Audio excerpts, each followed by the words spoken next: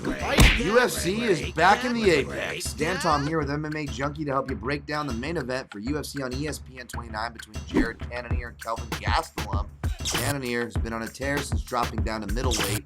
Has looked great. Of course, the commentators and Joe Rogan can't stop oogling about his muscles and power.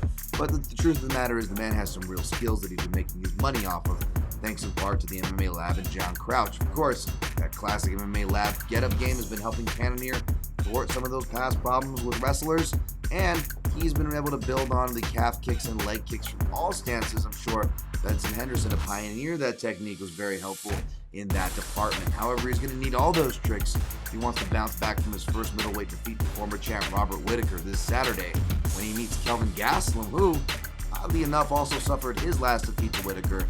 Gastelum, of course, has suffered more defeats and victories as of late, something he's going to be trying to change, as he's kind of had some tough draws and tough goes since his failed middleweight title bid. However, one of the silver linings of the crazy schedule that the UFC tries to keep is that it affords fighters like Gastelum an opportunity to jump in these main event slots, as he is filling in for Paulo Costa, perhaps reshuffle the middleweight deck of contenders, maybe get him back toward the top.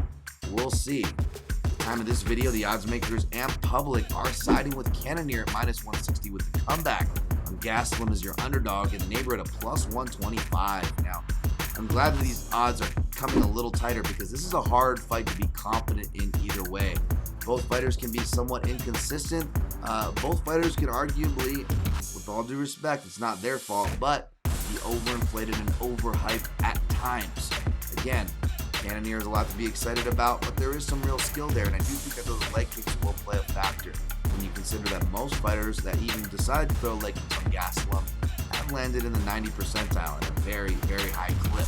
Gastelum will strike back, as he does like to counter back, but as far as pure defense, pure checking, pure deterrence goes, I still have not seen that.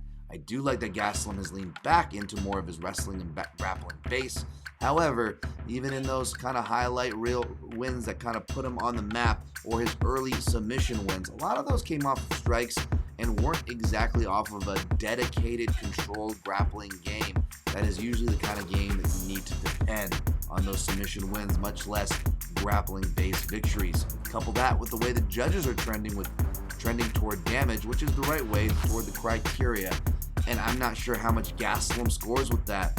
His left hand, his deceptive speed and athleticism will come into play.